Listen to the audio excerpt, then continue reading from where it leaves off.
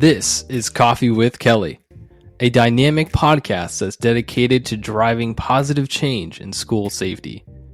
I'm your host, Ethan Woodman, Product Marketing Specialist for Crisis Go, and I'm joined by my esteemed colleague, Kelly Moore, Senior School Safety Specialist for Crisis Go. Our mission is to empower you with essential knowledge, tools, and inspiration required to foster a safer and more secure school environment.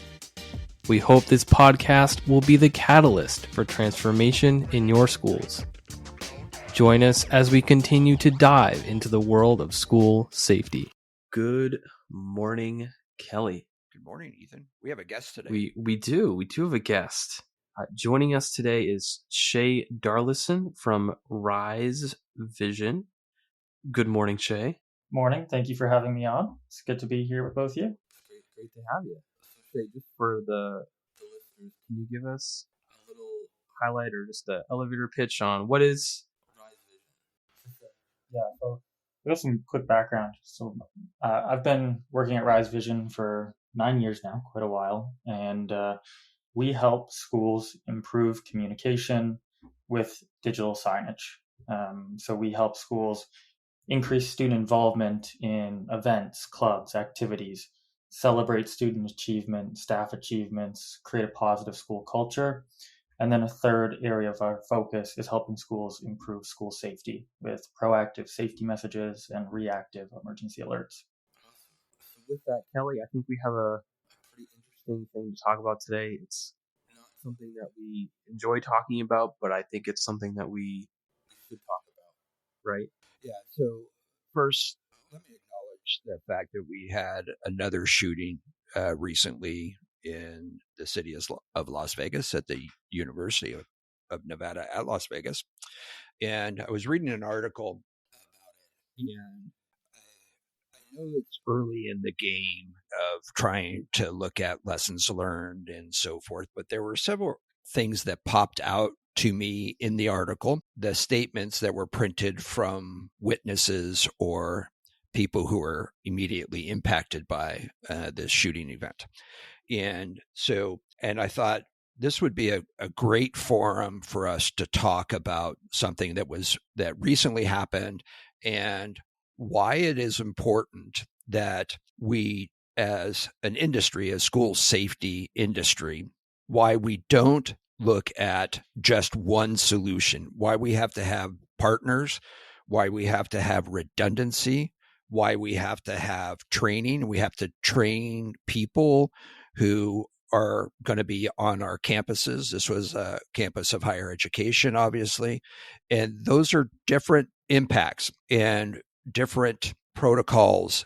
They're the same concepts, but how we get those to the training and communications to those people is different. So that's where I think it really ties well into Rise Vision, because there were things, and we've talked about this before, Ethan, there were things that we should know by now as a society.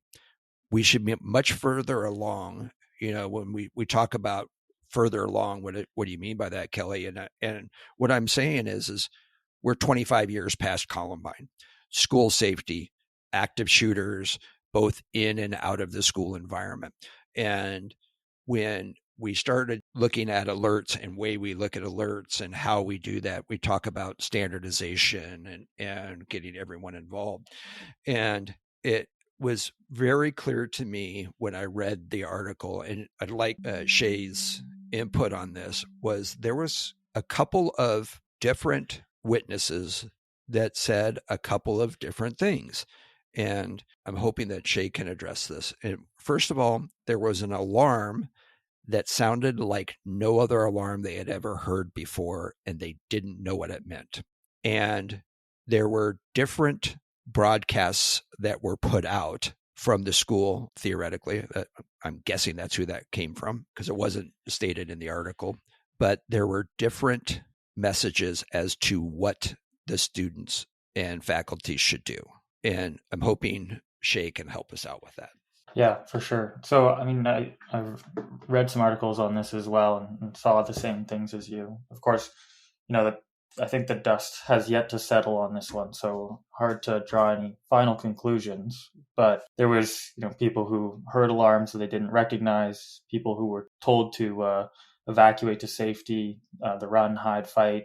Some people didn't see anything, and then one of the instructions was simply run as fast as you can. And I think this definitely highlights the importance of standardizing your emergency response and making sure all of the tools that you're using in the event of an emergency are integrated, right? So if you're using multiple digital signage solutions, it's making sure that all of those solutions tie back to one emergency management system, and they're all receiving the same information, displaying that information in a cohesive way, so that it's very clear to anybody on the campus, no matter what they're looking at or what they're listening to, they're getting the same information. Yeah. I think that's important, right? Is making sure that they're getting good information. And we talk about this frequently on the podcast, is there's two things that people want to know during a crisis, any crisis. It doesn't matter whether it's this or an earthquake, a tornado. It doesn't matter what the crisis is. They want to know two things. First, what they want to know is what's happening, and two, what you want them to do. And from my perspective, it's those two things are usually actually in an emergency response. Those two things that they want to know are actually reversed. What they need to know first is what you want them to do and what emergency protective action you want them to take. And you have to be clear. Now, we've talked about the run, hide, fight, and you would think that that was a clear, very easy message to understand. But when you start drilling down to the individual circumstances, that becomes more difficult to understand. And you're giving people options, and sometimes options are confusing. But I do think that it's necessary that you give the receiver of that information the best information you can give them for the majority of the people you're trying to protect. And then you can tell them what's happening. And I think you have to be very clear as to both of those. And when we're talking about digital signage, how does that work when you have an emergency? Who controls that, and how do they get that information? For sure. Usually, in the event of an emergency, you don't want people to have to log in to a digital signage system, type out that message, schedule it to the screens, hit publish, all of that. That's time that's being lost. You really want the digital signage system to be tied in to your emergency management system and to receive the notifications from your centralized emergency management system, where it's controlled by, a campus police department or director of safety in maybe a K through 12 setting, something like that, and where the instructions are flowing from that person to the emergency management system to the digital sign or social media or email or text message. So it's all cohesive, and everybody is on the same page.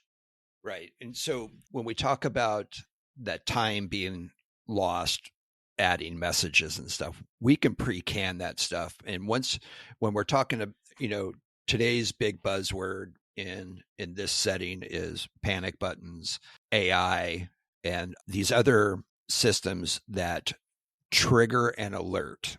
And when they trigger an alert saying lockdown or evacuate or whatever it is during that emergency, we can have pre-canned messages that go out with that trigger. Is that correct? Yeah, exactly. And that's just, you're saving crucial time when you're using a system like that. Right. But the digital signage also allows us, once that original canned message goes out, lockdown, you can even tell them what to do. Lockdown, locks, lights, out of sights, as it is stated in the standard response protocols with the I Love You Guys Foundation, which are also partners of ours. You can put that on there. But then with digital signage, can you then log into the interface and change that message to update them on what's happening? Yep.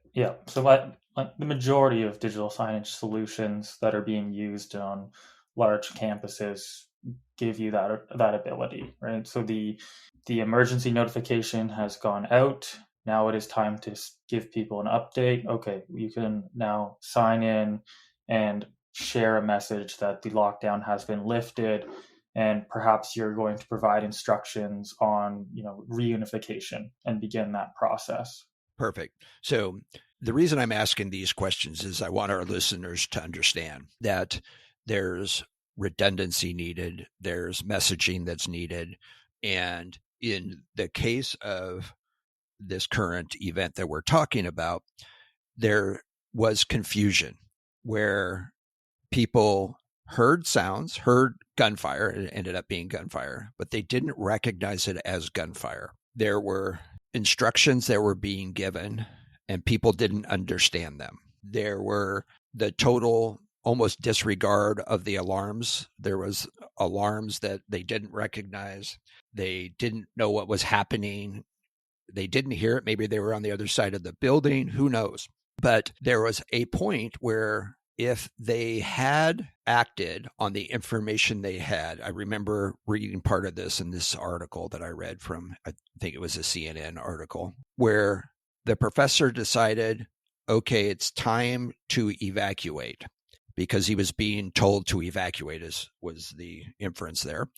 And he goes to the door, opens the door, and he quickly shuts it and turns around with a very shocked look on his face and locks the door. It doesn't say what he saw, but obviously he saw something that was disturbing to him. So having these concise instructions, what's happening, if you put them into an emergency protective action quickly, and then you follow that up with a message, we are involved in an active shooter event. Please take safety precautions. If you have the ability to evacuate. Then we can get on to more precise instructions, and we can tell people to take the actions that are best for them, as opposed to run as fast as you can, because people don't know where to run. And they might have actually been running into danger. Mm-hmm. Evacuate. Some people would have been much better just locking the door, conducting a proper lockdown, which requires locking the door, getting out of sight of the windows and the doors, and being silent in there. They'd be much better at that than evacuating. And when we're saying evacuate to safety, as one of the instructions were, then we have to include what is safety. Yeah. Because, we don't know where the incident is occurring. So there were a lot of things that were going on there that I immediately thought, I go, okay, so with an app like Crisis Go, we can do all of that. We can trigger the Rise Vision digital signage, and we can tell them exactly what's going on. And what we want them to do is, which is most important, is to get into that emergency protective action. In this case, would have been a lockdown. And then we can follow that up with, okay, here's the update. And that's what I think is important in these very early stages. And I think you said it correctly. The dust hasn't settled yet. We don't know who the victims were. We don't know who the shooter was. We don't know anything about the particulars of the motive. There's lots of things that are still being sorted out. But those initial firsthand accounts of their feelings, I thought, were pretty powerful as to what could have happened. It was a tragedy. There's no doubt about it. But what could have happened that was, luckily for us and everybody, I think, is that law enforcement intervened very quickly, and we didn't have people running into danger. And I think for that, we can count ourselves lucky for that. But I really don't rely on luck. Yeah, completely agreed. And I think, a lot of what you're saying To me, you mentioned the I Love You Guys Foundation really highlights the importance of something like the standard response protocol. One of the key messages of the protocol is everybody on the same page. The benefit is you standardize the vocabulary, you train on it, the students have clear expectations, teachers know the process, and then when an emergency happens, it becomes much easier to execute on that plan. Yes, correct. And I want to point this out is I'm not going to say there were 0 students on that campus, but very few of those students on that campus were even alive during Columbine. And we're at a point where, as a society, we should be better at knowing what it is that we're trying to do in these events. Do we want to prevent them? Absolutely. But we also know that they're going to continue. And we're going to, in the current state of things, we're going to get more of these at some point. And one of the messages that we at Crisis Go are trying to impart on people is we're not only trying to teach our kids in the K-12 environment what to do during an emergency while they're in school, but what they need to do as adults. And what they do in the K-12 environment should carry over into adulthood, whether it's college, whether it's the workplace, whether it's a family outing, they're going to a movie, they're going to a sporting event, they're going to a concert. These are all places where you will see digital signage. These are places where you will see things happen and you need to understand what it is. And having standard protocols and understanding your situation and what those protocols are and which ones can be used at any given time, it's important for us to understand that.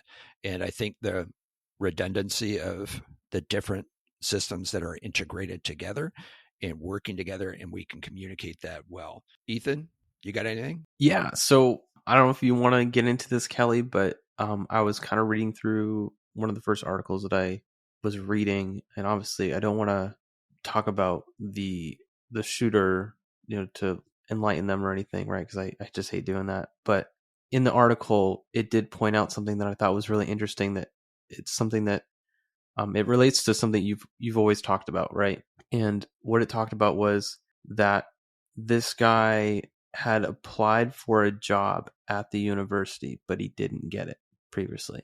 So that right there tells me, right, we've talked about left of bang. We've talked about in that first stage, there's someone is disgruntled in some way. So it's just providing that evidence that this originated from somewhere, that was part of that phase of left of bang. Yeah, let's talk about that a little bit. Let's talk about all of those things that we do before the incident. We call that bang. So anything that happens, it's put up on a timeline, and bang is 0 hour, right? And so everything left of that is everything that we should be doing before the incident occurs. And that's preparing, that's looking at training, making our plans, making sure everyone understands what those plans are and how we're going to respond, and those types of things, all of that stuff. But specifically what you're talking about, Ethan, is the ability for us to look at behaviors to indicate whether or not this is going or could be or have the potential for being something that could negatively impact in the future. And so we're talking about putting somebody on the pathway to violence. We might know that, and this will be something that we will sort of call out in the future as to what the shooter's mental state was. But if it's somebody who's applied for a job and then was rejected, generally that's not a big deal. But when we start talking about what was the reaction to that, was there a reaction? And if so, was it appropriate? And if it wasn't, then what do we do with that information and that reaction to the rejection? And so, I think there's an opportunity there, but we have to certainly have to know more about what happened and the circumstances around there, because there, as of right now, it's really too early to look at where was he on that pathway and what were the issues there and so forth. But that all goes out the window when we have bang, right? And now we have to look at how do we communicate what's going on. Now, there is some stuff that communication, understandably, that you should be doing before something happens. So in the context of this podcast, what we're looking at is how do we make sure that what we need to say is being said correctly? And the way we do that is to prepare all of our communications, our redundancies, and our overlapping systems to one, if I trigger something, it triggers the right place, the right people, into moving into an emergency protective action so they know what to do. Then I can update them once they're in a safe place. Then I can let them know what's happening if that's part of your protocols. But in this case, what we want to look at are those redundant systems like Rise Vision and digital signage, because there's another aspect to this other than just redundancy. Because, and maybe Shea, you can address this a little bit, because we have people with disabilities who maybe can't hear those sirens, who need to read something. So I'm talking about the hearing impaired, some people who they might hear something and not understand what it says the first time. And so now we're having people who have to keep checking signage or something to allow them to understand what's going on. Shea, you want to address that a little bit? Yeah, for sure. I think you hit the nail on the head. This is where really multiple systems working together shine. And digital signage is simply one of many in this situation, because there can be blind people, hearing impairment, and so this is where the combination of visuals, audio, text messages for someone that just isn't paying attention, social media, getting that message out in as many places as possible is very important. I agree, and I think there's a lot of companies out there. There's a lot of stuff, and I think some people try to sell their solution as the solution. And I want people to understand. I think I said this early on, but none of us can really look at handling this all by ourselves. Even in a large city like Las Vegas, law enforcement isn't handling that all by themselves. Campus police isn't handling that all by themselves. Fire departments, school officials, ambulance services, hospitals. There's just no way that any one company, any one agency, anybody can handle something to this magnitude all by themselves. And I think it's important to understand that many of us in this business are starting to realize the need for good partners and understanding that if we can partner, and this is for us, this is what Left a Bang looks like. And for us as partners, this is us identifying partners who can help us with those things that we don't do. And frankly, from a business perspective, we have very little interest in doing. But if we work together and we can set up systems before you need that redundancy, then I think everyone wins here. And by having partners who are willing to work with other people in a similar but different space, I think is absolutely a game changer for those who are willing to understand and take the effort to understand what is necessary to keep your organization, your campuses, your offices safe. And from there, I think, like Shea says, we have to look at all of the people who are there, people with disabilities, regardless of what those disabilities are. And to me, I'll say this, and I'd be happy if anyone wanted to discuss this, but if you're in an emergency and you have no understanding of what you're supposed to do or what is happening to you, and I know I'm going to get some flack for this, but your actions are similar to those people who have a disability or they're impaired by some way or in some way. And so we have to make sure that we take all of those people who don't know what to do or how to do it or when to do it. We need to take all of those actions and make sure that they understand and can help themselves be safe. Redundancy, working in different environments with different, when I say environments, I'm talking digital technology, working in those different spaces to work this out so that we can get much clearer alerts, better information as to what we want them to do, updates on what's happening, and what we want them to do next. Yeah, and I think this is something, I think it was in your podcast episode, Who's in Charge of This? In that episode that you talked, you dove into this topic a little bit and making sure that you are prepared for an emergency and the importance of providing schools with the tools that they need, the funds that they need, the time to practice these situations, run the drills, and ensure that everyone in the community is prepared for these situations. Yeah, I agree, obviously, since I said it. I'm just glad that he referenced the podcast that was a couple ago. He's been doing his research. That's very good. Yeah, we love people who listen to me.